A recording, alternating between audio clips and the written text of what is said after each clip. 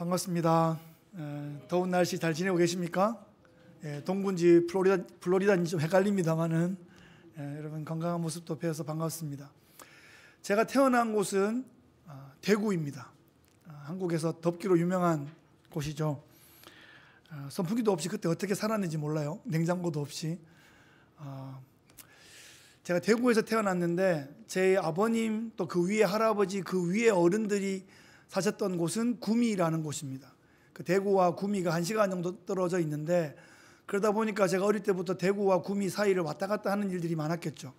그 대구와 구미 사이에 칠곡이라는 곳이 있습니다. 들어나 보셨습니까? 칠곡.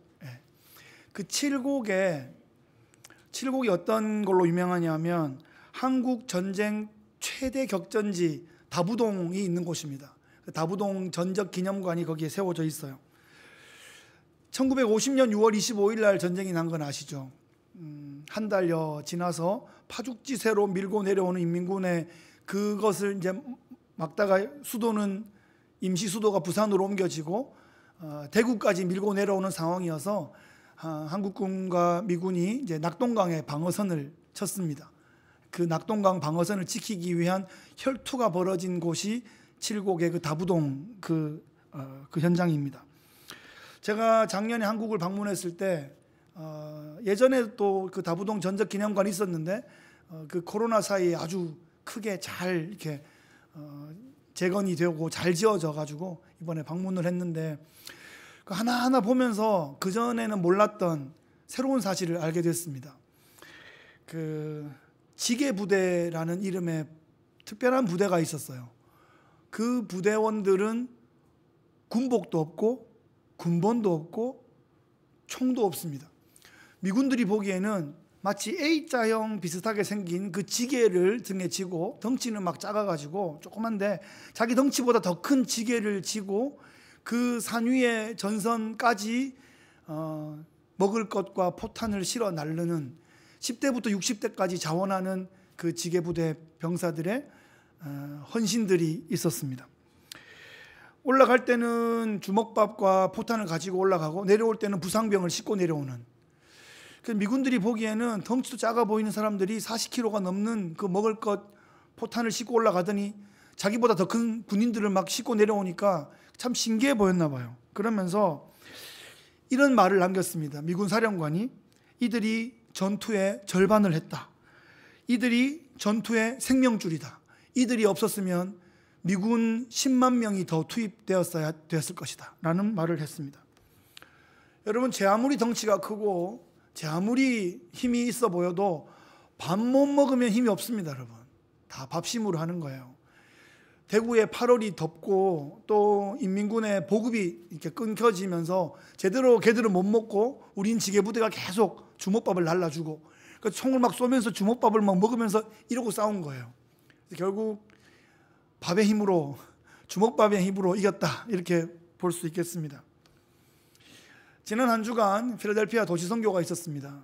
제가 오래전부터 그 현장에 대한 말씀은 많이 들었는데 이번에 처음 가서 잠시 좀 뵙고 또 현장을 보고 식사도 하고 하는 시간을 좀 가졌습니다. 그야말로 영적 전투의 현장입니다. 그러니까 전장에서는 영육간에 먹는 게 중요합니다. 잘 먹여야 됩니다. 또 잘 먹어야 힘이 나고 또 내가 잘 먹고 강건해야 또 잘 먹이고 돕고 할 수 있겠죠. 지게부대처럼 먹는 것을 또 지원해주고 재정을 후원해주는 그런 손길들이 꼭 필요하단 말입니다.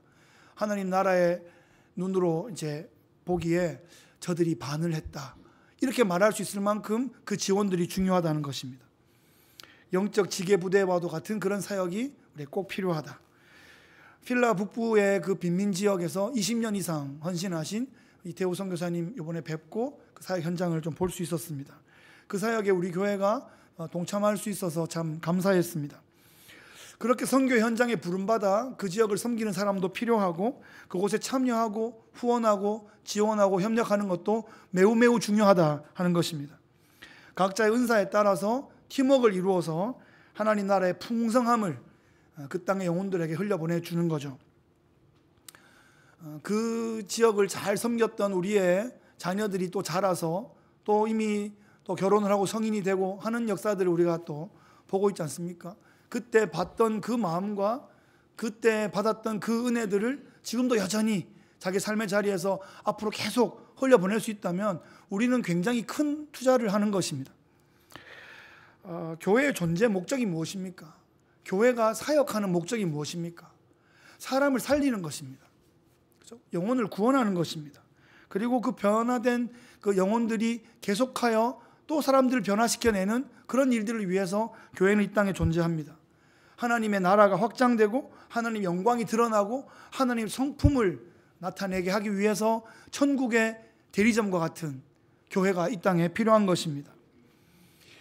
지난 주일은 에스겔 또 첫 번째 시간 또 포로 백성들을 제사장 나라 명품 민족으로 세워야 한다 하는 그 메시지를 들었는데, 오늘은 회복된 하나님의 나라에서 어떤 놀라운 일이 펼쳐지는가 하는 것을 에스겔의 그 환상의 전언을 통해서 함께 또 들어보겠습니다. 바벨론 강가에서 대규모 건설 현장에서 노예처럼 일하고 있던 그 사람들, 그들이 바벨론 강가에서 예루살렘 성전을 그리워하며 눈물 지으며 그렇게 일하고 있는데, 그 현장에서 그 포로 백성들에게 에스겔의 이 예언이 선포됩니다. 혹시나 이 바벨론도 아수르처럼 갑자기 망해가지고 우리가 돌아갈 수 있지 않을까 하는 헛된 소망을 품기도 했는데, 예레미야도 그게 아니라고 하고 에스겔도 그게 아니라고 하고, 우리에게는 2년이 아니라 70년의 시간이 남았고 우리는 그 시간 동안 아들의 아들을 낳고 제사장 나라로 준비해야 한다 하는 메시지가 그들에게 전해졌습니다. 아수르가 정복했던 모든 지역을 바벨론이 다 정복했고, 그 당시의 지도를 보면 섬처럼 예루살렘만 딱 남았습니다. 예루살렘이 포위되었고, 그 예루살렘이 이제 무너지려고 하는 상황에서 예레미야는 그 성 안에서 우리가 또 우리의 자녀들이 살려면 바벨론에 항복하고 끌려가야 된다라고 말하고 있고, 에스겔은 이미 바벨론의 포로로 와 있으면서 하나님의 영광이 예루살렘에서 이미 떠났으니까 이제 미련을 버려라 이렇게 외치고 있습니다. 이렇게 예레미야와 에스겔이 예루살렘과 바벨론에서 서로 합을 맞추어서 하나님 부르심에 따라 사역하고 있는 것입니다. 오늘 이 하나님의 영광이 예루살렘을 떠나고 있다 하는 장면, 우리가 스냅 사진으로 두 군데를 확인하겠습니다. 먼저 10장 18절에 보시면 여호와의 영광이 성전 문지방을 떠나서 그룹들 위에 머물렀다 하는 이 장면을 에스겔이 보았습니다. 여러분, 그룹이 뭡니까? 한 그룹, 두 그룹, 세 그룹, 이런 스몰 그룹입니까? 신천지가 이걸 그 그룹을 그 그룹이라고 말하다가 아주 우스워지는 영상이 유튜브에 지금 떠 있습니다. 걔들 수준이 그런 거예요. 이 그룹은 그 그룹이 아니죠. 한글로 그룹이라고 쓰는데 히브리어로는 케루빔이고 이게 영어로는 쉐루빔입니다. 천사예요. 하나님의 거룩함과 영광을 드러내는 천사의 종류를 그룹이라고 부릅니다. 그래서 하나님의 영광이 성전을 떠나가지고 지금 천사들 위에 머물고 있는 장면을 에스겔이 본 것입니다. 11장 23절을 보시면 여호와의 영광이 이제는 성읍 가운데에서부터 올라가서 성읍 동쪽 산에 머무르고, 이제는 예루살렘을 떠나서 동쪽 산으로 여호와의 영광이 건너가고 있습니다. 이러다가 드디어 33장에서 예루살렘이 몰락하고 성전이 불탔다 하는 소식을 이제 바벨론 포로 현장에서 듣게 되는 거 아닙니까? 그러면서 이 포로 백성들이 그 신락 같은 희망도 사라지고 이제는 제대로 이제 절망하게 된 거죠. 바로 그런 현장에 누가 필요합니까? 그런 현장에 선지자가 필요한 거예요. 위험할 때, 아슬아슬할 때, 포기하고 싶을 때, 절망스러울 때, 그때 선지자가 필요한 것입니다. 모두가 하나님께 순종하고 해피하고 막 평강하고 그럴 때는 뭐 선지자가 필요 없어요. 모두 다 함께 그냥 선지자적 공동체로 그냥 하나님께 너무너무 순종하는데, 그렇지 않을 때 선지자가 필요한 것입니다. 망하려 그럴 때. 그래서 지금 에스겔이 그 바벨론 포로 공동체에게 뭘 전하고 있냐, 이 바벨론에 끌려온 이 많은 다른 민족들과는 다르게 유대인이라고 불리는 우리는 앞으로 장차 70년 후에 하나님께서 회복시켜 주시고 또 하나님께서 우리에게 메시아를 보내주셔서 하나님 나라의 영광이 펼쳐지게 하실 건데 그거의 도구로 우리를 사용하실 텐데 그때를 위해서 우리가 준비해야 된다. 제사장 나라 명품 민족으로 준비시켜야 되는 사명이 에스겔에게 있는 것입니다. 70년 뒤라는 게 되게 먼 것 같지만 그때 갑자기 뿅 하고 나오는 게 아니에요. 70년 뒤는 아들의 아들이 나와야 70년이 나오는 거예요. 그 다음 때가 준비가 안 되면 70년 뒤에 아무 일도 벌어지지 않는 거예요. 그러니까 첫 고리를 에스겔이 만들어야 되는 거죠.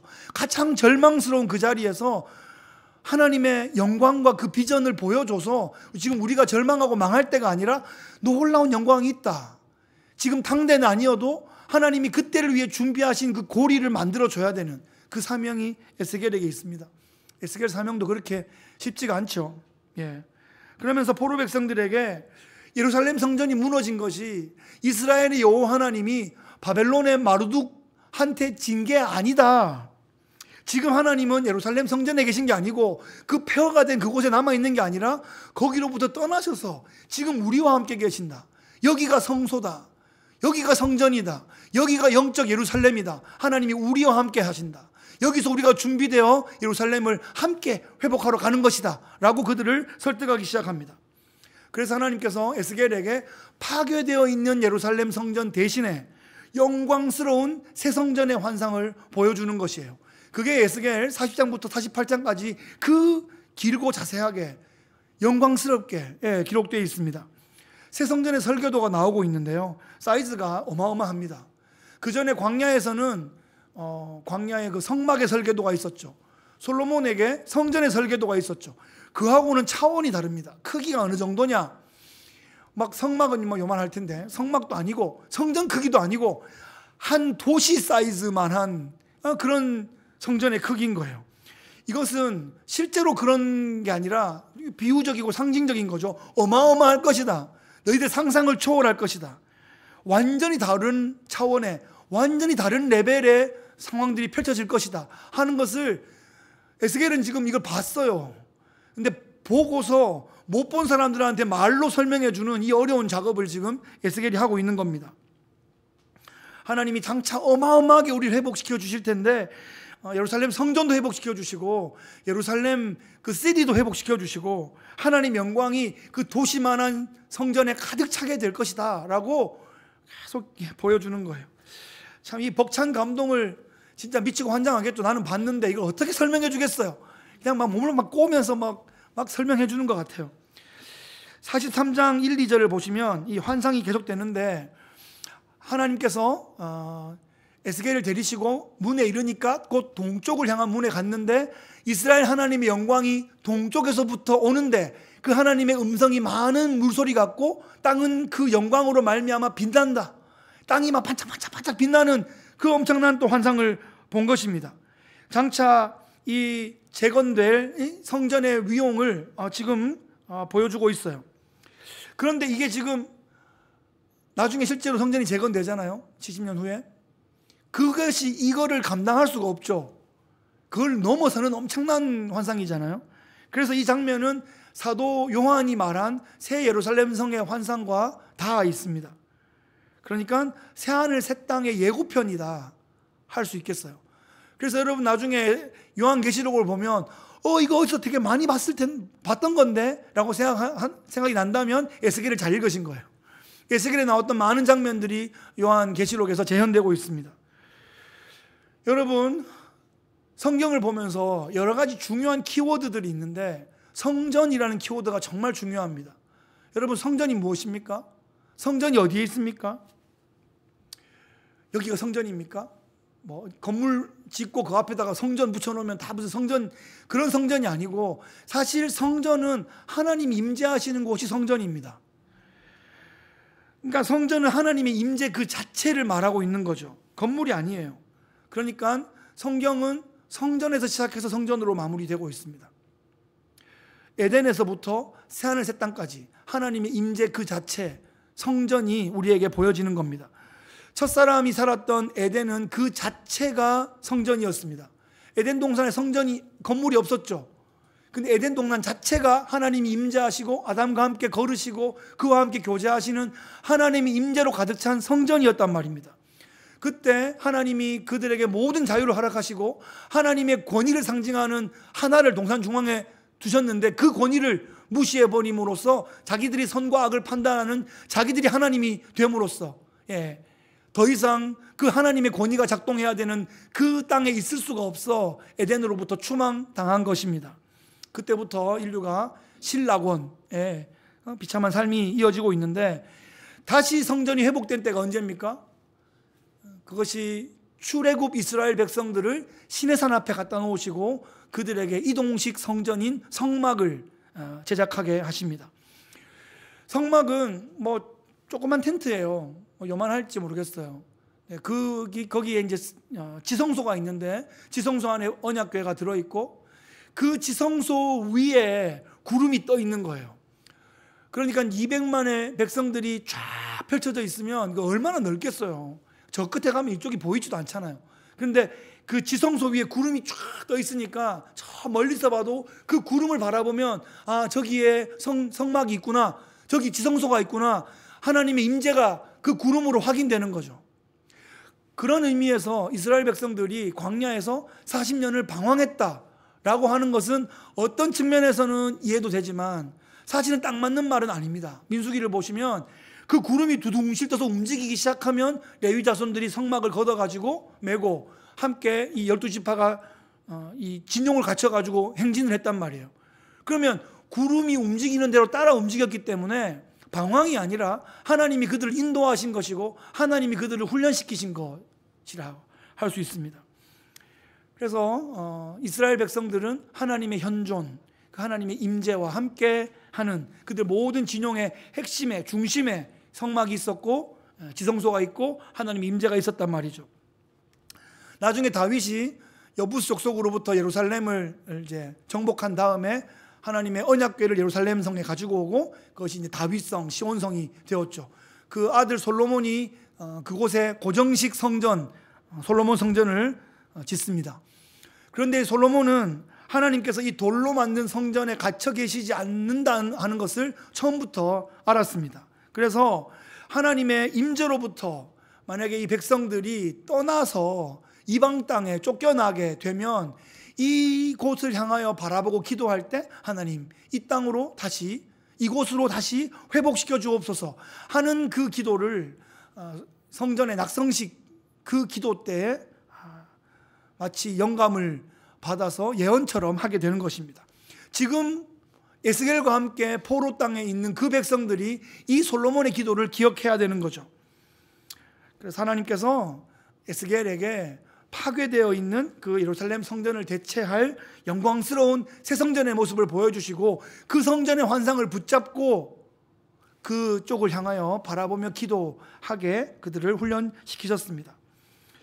나중에 70년 후에 스룹바벨과 함께 가서 이제 성전을 재건하기 시작하는데 아주 어릴 때 성전을 보고 온 사람 중에 노인이 되어서 그 성전이 재건된 걸 본 사람들이 있단 말이죠. 그 사람들이 그 성전을 보고 통곡을 합니다. 감사해서 통곡하는 게 아니라 기가 막히고 어이가 없어서 그 화려한 솔로몬의 성전에 비해서 재건된 성전이 너무 초라해가지고 막 우는 거예요. 그리고 에스겔이 말한 거는 엄청 났는데 사이즈가 엄청 났는데 이거 왜 이렇게 초라하냐 그러고 막 꺼이꺼이 울기 시작합니다. 계속 그렇게 울진 않았을 거예요. 다시 정신을 차리는 겁니다. 아, 하나님은 이 돌로 만든 이 성전에 갇혀 계시지 않으시는구나. 하나님 임재 자체가 성전이구나 하는 것을 알게 되고 인생이란 게 모든 상황에 모든 그때마다 다 깨닫지 못하잖아요. 좀 기다리다 보면 또 알게 되는데 결국 어떤 일이 벌어집니까? 하나님께서 직접 이 땅에 오시는 겁니다. 요한복음 1장 14절 말씀이 육신이 되셔서 우리 가운데 거하심에 우리가 그의 영광을 보니 아버지 독생자의 영광이요 은혜와 진리가 충만하더라. 이것이 예수님께서 이 땅에 오셔서 사셨던 그 모습을 사도 요한이 이제 소개해주고 이제 설명해주는 장면인데 요한이 저것을 말할 때 어떤 환상을 어떤 이미지를 가지고 있냐? 백성들 가운데 성막의 텐트가 쳐져 있었던 그 모습을 떠올리면서 예수님이 하나님께서 자신의 몸을 가지고 백성들 가운데 장막을 치신 모습, 그들 중심에 임재하시는 모습, 예수님의 몸이 바로 성전인 바로 그 모습을 보여주고 있는 것입니다. 그래서 예수님의 이름을 임마누엘이라고 할 때 하나님이 우리와 함께 하시다, 우리 가운데 성소가 되어주시는 그 예수님이시기 때문에 우리가 이 고백을 예수님의 이름으로 임마누엘이라고 고백할 수 있게 되는 거죠. 그래서 우리가 예수님 안에 있으면 우리도 성전이 되는 겁니다. 우리 한 사람 한 사람이 성령이 거하시는 성전이 되는 거죠. 그리고 성전된 성도들이 모여있는 이 공동체가 성전입니다. 우리가 교회를 성전이라고 부를 수 있습니까? 성전이라고 부를 수 있습니다. 교회 건물이 성전이 아니라 교회가 성전인 거예요. 믿음의 공동체가 성전인 거예요. 성전들이 모여있는 곳이기 때문이죠. 하나님의 임재가 함께하는 곳이기 때문에 교회는 성전입니다. 이것이 놀라운 바울이 우리에게 보여주는 그 비밀이 여기에 있습니다. 우리가 읽은 이 본문은 에스겔이 환상 가운데 그 성전에서 뭔가 파생되어 벌어지는 그 이어지는 환상을 본 것입니다. 47장의 1, 2절을 먼저 보시면, 그가 나를 데리고 성전 문에 이르니 성전의 앞면이 동쪽을 향했는데 그 문지방 밑에서 물이 나와 동쪽으로 흐르다가 성전 오른쪽 제단 남쪽으로 흘러내리더라. 계속해서 쭉 보시면 물이 그 오른쪽에서 스며 나오더라. 하여튼 그 성전 문지방에서 물이 계속 나와서 흘러가는 장면을 묘사하고 있습니다. 여러분, 교회 오셨는데 이 현관에서 물이 막 흘러나오면 어떤 기분이 드시겠어요? 장로님께 전화해야죠. 장로님, 교회 물 새는데요. 우리 물 그러면 우리가 막 깜짝깜짝 놀랐는데, 하여튼 물이 줄줄줄 샌다는 얘기는 이게 정상적인 상황이 아니에요. 이게 뭐지? 무슨 일이지? 그런데 그게 물이 막 흐르다가 뭐 발목에 왔다가 무릎에 왔다가 허리에 왔다가 나를 막 넘치는 그 엄청난 범람하는 물로 막 흐르잖아요. 야, 이 물이 오늘 본문 8절 9절에 이어서 한번 보시면 어떤 상황이냐? 이 물이 동쪽을 향하여 흘러 아라바로 내려가서 바다에 이르리니 이 흘러내리는 물로 그 바다의 물이 되살아나리라. 이 강물이 이르는 곳마다 번성하는 모든 생물이 살고 또 고기가 심하게 많으리니 이 물이 흘러 들어가므로 바닷물이 되살아나겠고 이 강이 이르는 각처의 모든 것이 다 살 것이다. 이렇게 말하고 있어요. 여기서 말하는 바다가 어디예요? 이 바다는 사해바다입니다. 사해바다. 여러분, 이스라엘 지도를 놓고 보면 예루살렘에서 오른쪽, 예루살렘 성 오른쪽이 그 다윗이 숨어 다니던 엔게디 광야를 비롯하여 유대 광야가 있고 그 광야 아래쪽이 사해바다란 말이에요. 그 성전에서 흘러나오는 물이 그쪽으로 흐르면 사해바다로 흘러 들어가게 돼 있거든요. 사해바다는 지구에서 가장 낮은 곳이고 가장 낮은 곳에 있는 바다라서 물이 들어오기만 하고 하나도 나가지는 않고 염분이 점점 생기고 짜져가지고 아무도 어떤 생물도 살 수 없는 죽음의 바다가 되어 있는데, 거기로 성전에서 나온 물이 콸콸콸콸 막 강처럼 막 들어가니까 그 죽음의 바다가 막 살아나는 그런 환상을 지금 에스겔이 보고 있는 겁니다.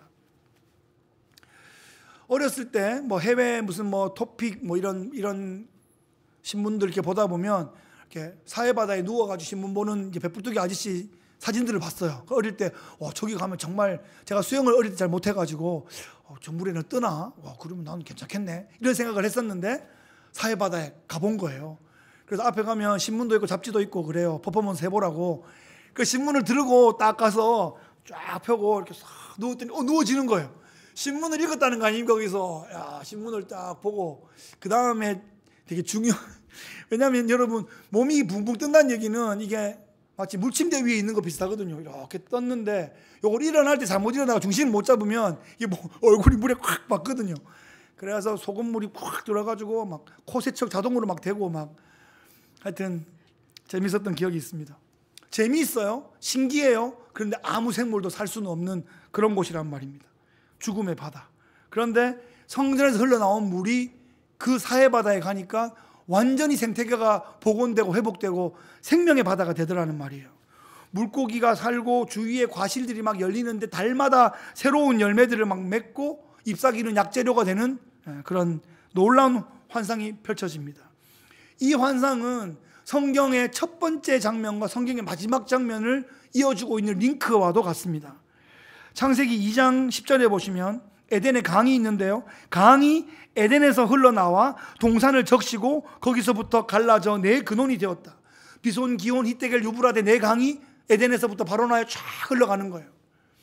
그 강들이 흘러가는 곳에 뭐가 있습니까? 창세기 2장 기억나시는 분들 뭐가 있습니까? 참 신기하게도 보석들이 있단 말이에요. 각종 보석들이 있어요. 실제로 보석도 있었겠죠. 근데 그 땅이 너무나 귀하고 프레셔스한 땅이 되어 있다, 이런 의미로 읽혀집니다. 그리고 에덴에 있던 그 많은 나무들, 그 선악과를 제외하고는 다 뭡니까? 영생하도록 하는 그런 나무들 아닙니까? 그 강이 흐르는 곳마다 살리는 그 나무들로 아주 풍성한 그런 장면입니다. 이 물줄기가 역사를 관통하여 흘러서 요한계시록 22장에 이어집니다. 22장 1, 2절 보시면, 또 그가 수정같이 맑은 생명수 강을 내게 보이니 하나님과 및 어린 양의 보좌로부터 나와서 길 가운데로 흐르더라. 강 좌우에 생명나무가 있어 12가지 열매를 맺되 달마다 그 열매를 맺고 그 나무 잎사귀들은 만국을 치료하기 위하여 있더라. 에스겔의 환상과 연결되죠. 나중에 요한계시록 이 부분을 보실 때 전율하시기를 바랍니다. 에덴의 강들과 에스겔이 본 환상과 사도 요한이 본 환상이 이어지고 있습니다. 이 강물은 어디에서 흐르는 거예요? 어디로부터? 하나님의 임재로부터 흘러나오는 거예요. 하나님의 임재에서 이 강이 흘러나옵니다. 하나님의 존재로부터 흘러나옵니다. 에스겔의 환상에서는 문이 닫혀 있고 거기로부터 물이 새어 나왔기 때문에 물의 근원이 보이진 않았을 거예요. 그러면 그 닫혀있는 문 안쪽에 어디로부터 이 물이 흘러나온 걸까요? 성전의 구조를 보면 번제단에서 흘러나온 것 같아요. 그 번제단은 희생제물이 있는 곳이고 희생제물에 피가 있는 곳이거든요. 예수 그리스도의 십자가, 보혈이 흘러나와서 성령의 강수처럼 흘러나오고 있는 것입니다. 주의 보혈이 지금도 성전으로부터 흘러나오고 있는 것입니다. 흐르고 있네 귀하신 주 보혈, 그런 찬송이 있습니다. 어릴 때 막 북치던 금요일 밤에 어른들 따라다니면서 불렀던 찬송인데, 흐르고 있네 주 보혈이 흐르는 거예요. 그 옛날 찬양에 그 숨어있는 영성들이 있습니다. 주 보혈이 막 흘러서 그것이 성령의 강수처럼 죽음의 바다를 살려내는구나, 보혈이 흐르는구나. 예수 그리스도의 보혈이 있는 곳에 성령이 있습니다. 그리스도의 보혈을 제외하고 성령을 막 받으려고 그러면 이상한 잡령이 들어오게 되어 있습니다. 그래서 이상한 집회를 막 가셔가지고 이상하게 내가 몸이 떨렸니? 무슨 뭘 들었니? 넘어졌니? 이거 막 하면 안 돼요. 아니, 주의 보혈이 임해가지고 넘어지려면 넘어질 수도 있지만 주의 보혈과 아무 상관없이 넘어지는 게 성령하고 뭔 상관이 있냐고. 그런 집 어디 가보신 것 같은 분이 몇 분 계신데, 과거는 다 묻지 않겠습니다. 저도 봤으니까 이런 얘기를 할 수 있는데, 좀 이상하더라고. 처음에는 희한했는데 나중에 이상하더라고. 왜 넘어지는 거야? 왜 넘어뜨리는 거야? 주의 보혈과 무슨 관계가 있어? 그러니까 기독교 신앙은 보혈하고 아무 관계가 없으면 이상한데? 라고 한번 분별을 시도해 보셔야 돼요. 혼자 분별 안 되면 전화 장모님께 오세요. 같이 좀 분별을 해 주십시오. 이게 과연 성령의 행사입니까? 이것이 무엇입니까? 잠령입니까? 물어보셔야 됩니다. 그래서 여러분, 보혈이 흐르는 그리스도인들이 이 안에 성령을 흘려보낼 수 있는 것입니다. 요한복음 7장 38절 39절에 예수님이 초막절에 이렇게 말씀하시죠. 나를 믿는 자는 성경의 이름과 같이 그 배에서 생수의 강이 흘러나오리라 말씀하시며, 이는 그를 믿는 자들이 받을 뭐라고요? 성령을 가리켜 말씀하신 것이다. 아멘. 우리 안에서부터 성령이 흘러나온다는 거예요. 한 사람 한 사람이 성령의 사람일 뿐 아니라 함께 모였을 때 교회 공동체로부터 성령이 강수처럼 흘러나온다는 것입니다. 그래서 이 죽어가는 시대, 죽어있는 시대, 나자빠져 있는 시대를 살려달라고 우리에게 부탁하시는 거예요. 성전으로부터 물이 흘러나가야 사회를 살릴 수 있는 거예요. 바깥에는 죽어 있어요. 다 나자빠져 있어요. 거의 최소한 아무리 잘 봐줘도 혼수 상태로 있는 것 같아요. 성령의 생명수가 흐르지 않으면 죽어요. 또 우리도 이게 흘러가야 돼요. 막혀 있으면 안 돼요. 여러분 의사를 만났는데 막혀있다 이 말이 제일 무섭지 않아요? 뚫려야 되죠. 흘러야 되는 거예요. 흘러야 사는 거예요. 흘려야 살고 살릴 수 있는 거예요. 말씀을 정리해 보겠습니다. 오늘 말씀의 제목을 예수님이 하신 말씀을 이제 본따서 생수의 강이 흘러나오리라 라고 정했습니다. 생수의 강이 어디에서 흘러나옵니까? 예수의 십자가 보혈을 통해서 거기로부터 흘러나오는 거거든요. 그러니까 우리가 그리스도의 십자가 안에 있으면 우리로부터 생수의 강이 흘러나오는 것이에요. 이것이 우리 공동체의 비전이 되어야 됩니다. 이것이 교회의 부르심입니다. 교회가 세상의 소금이다. 교회가 세상의 빛이다. 교회가 세상을 향하여 강수를 흘려 보내는 공동체다 라고 할 때 그 말대로 그 이미지대로 해야 되는데 그냥 막 소금인데 막 모여가지고 소금 덩어리가 막 돼 있고 빛인데 막 뒷박으로 엎어놓고 막 물인데 막 가다가지고 안 나가게 하고 이런 일들은 지금 계속 벌어지고 있습니다. 사탄이 그렇게 하게 하거든요. 너희들이 빛이야? 말통으로 엎어놓는 거죠. 소금이야? 뭐야? 그래가지고 소금 덩어리 막 네 소금 덩어리가 크니 내 소금 결정체가 예쁘니 뭐 그러고 그냥 모여있게 만드는 거죠. 물이 안 흘러나가게 막 그냥 댐처럼 막 막아놓는 겁니다. 흘러가야 돼요. 이 세상은 썩어 있고요. 이 세상은 죽어 있습니다. 여러분 오늘 밤 내일 아침에도 뉴스를 쫙 펼쳐보십시오. 죽고 썩고 냄새나는 온갖 악취들이 창궐하는 것이 이 세상의 뉴스입니다. 뭐 죽은 얘기들 하고 있으니까 말이죠. 좀 예뻐 보이는 게 있을지 몰라요. 그런데 겉은 화려하지만 뿌리로부터 잘렸기 때문에 이내에 죽게 될 이야기들만 하고 있을 겁니다. 하나님은 이 세상으로부터 택하신 하나님의 백성들을 구원해 내시기 위해서 주의 몸된 교회를 이 땅 가운데 세워주셨습니다. 우리가 예수 믿고 하나님 나라 갈 때까지 이 교회 공동체 안에서 살고 살리는 일을 계속 해야 하는 것입니다. 여러분 교회가 아니면 구원이 없습니다. 교회가 아니면 생명이 흘러갈 방법이 없어요. 예수님을 구주와 주님으로 인정하지 않고는 구원이 없는 거예요. 내가 착하게 살아서 구원받는 게 아니에요. 누가 내보다 조금 못돼가지고 구원 못 받는 것도 아니에요. 그것도 다 우리 인간적 기준이죠. 만물보다 심히 부패한 게 인간의 마음입니다. 교육이 사람을 선하게 만들지 못한다 하는 것은 미국의 엄청난 펀드를 통해 가지고 연구한 결과가 그것입니다. 엄청난 교육이 사람을 선하게 만들지 못한다 하는 게 여러분 증명됐다고요. 제 말이 아니고 어디 찾아보면 나오는데 하여튼 엄청난 교수가 엄청난 펀드를 받아가지고 엄청난 시간을 통해 가지고 했는데 교육이 사람을 선하게 만든 게 아니래요. 좀 더 배우면 선할 것 같죠. 그게 아니더라는 말이에요. 더 치밀하게 더 악하더라는 겁니다. 인간의 마음의 부패를 인정해야 되는 것입니다. 우리가 구원받는 유일한 길은 그리스도께 붙어 있는 거란 말이에요. 요한복음 15장을 기억해 보십시오. 포도나무가 가지에 붙어 있을 때 열매를 맺을 수 있는 것이고 1mm만 떨어져 있어도 마르는 건 시간 문제이다. 탐스러워 보이는 것도 쪼그라드는 것은 시간 문제다 하는 겁니다. 우리가 하나님이 보시는 유일한 그 교회, 무형교회, Invisible Church, 그 하나의 교회에 속해 있다면 에스겔의 환상이 이제 우리에게 적용되는 것입니다. 우리로부터 성령의 강수가 흘러나오는 것입니다. 그것이 죽어있는 이 시대를 살리고 다음 세대를 붙들어주는 하나님의 생명수가 되는 것이에요. 그런 역사가 일어나기를 바랍니다. 우리가 그 역사의 주인공들이 되시기를 바랍니다. 말씀을 마치면서 이번 필라델피아 도시선교를 통해서 제가 놀라운 간증을 들었습니다. 제가 직접 들은 게 아니고 그날 있었던 그 간증을 그날 오후 디브리핑 시간에 같이 들었는데 나이가 30살쯤 되는 셰프예요. 결혼을 했어요. 아이들이 있어요. 평범하죠.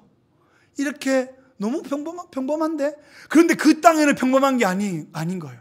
그 지역에는 평범한 일이 아닌 거예요. 그 평범해 보이는 일이 그 지역에는 놀라운 일인 거예요. 그러면서 그 친구가 뭐라고 그랬냐, 지금 자기 친구들을 거의 없다라고 얘기하길래 아이들이 어디 이사 갔어요? 어디 갔어요? 아니, 이 땅 사람들이 아니다. 술로, 약물로, 마약으로 폭력으로, 자살로, 살인으로 없는 거예요. 30이 됐는데 이 땅 사람들이 없는 거예요. 그런데 복음을 듣고 공동체를 경험하고 그 생명력을 경험한 사람은 살아남고 가정을 세우고 자녀를 낳고 양육하고 하는 일들을 하는 거예요. 그 평범해 보이는 일이 너무 특별한 일이 되어 있는 그런 곳 가운데 우리가 모든 사람을 다 구원하지 못해도 불러온 아이들, 우리가 불렀을 때 온 아이들은 살려낼 수 있단 말이죠. 얘를 통해서 한 가정은 살겠단 말이에요. 얘를 통해 태어날 애들은 살 거란 말이죠. 그 가치 있는 일에 투자할 충분한 이유가, 목적이 있는 것입니다. 우리가 이 세상 모든 사람들은 살리지 못해도 우리를 부르셔서 여기에 세우시고 우리에게 맡기신 사람들은 살릴 수 있습니다. 우리 가정의 아이들 살릴 수 있습니다. 우리 가정의 아이들을 통하여 나올 아이들 우리가 붙잡아 줘야 됩니다. 그들을 통해서 우리가 닿을 수 있는 이 지역의 사람들, 우리 할 수 있는 만큼은 해야 하지 않겠습니까? 한 사람을 살리는 것이 그 다음 세대까지의 영향을 미친다는 사실에 정말 마음에 감동도 있고 좀 이렇게 좀 소름도 좀 끼치는 것 같습니다. 그 필라델피아 도시 선교를 통해서 지금도 미래의 한 가정이 살아나고 있는 것이에요. 우리가 우리 가정의 신앙생활을 통해서 우리 교회의 함께하는 이 교제들을 통해서 천국 같은 가정들이 계속하여 일어나야 됩니다. 그게 우리의 부르심입니다. 여러분, 하나님 앞에 섰을 때 뭐 하다 왔다 그러실래요? 열심히 돈 벌다 왔는데요 그러실래요? 열심히 맛있는 거 찾아다니다가 왔는데요 그러실래요? 열심히 수다 떨다가 왔는데 그러실래요? 제가 뉴저지에 사역하면서 그 어머니들의 모임에서 뭐 얘기를 좀 할 기회가 있었는데, 여러분 주님 앞에 오늘 서시면 뭐 하다 왔다 그러실래요? 그러니까 누가 말했는지 들리진 않아요. 라이드 하다 왔는데요. 북부 뉴저지에서 애 한 셋 두고 이게 라이드를 시작하면 학교 갔다 학원 갔다가 어디 운동장 갔다가 뭐 어디 짐 갔다가 정신이 하나도 없어. 그래가지고 엄마인데 40대 엄마인데 택시기사보다 마일리지가 높은 거예요.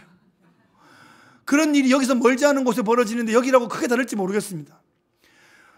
하나님 앞에 섰을 때 라이드 하다가 왔는데요.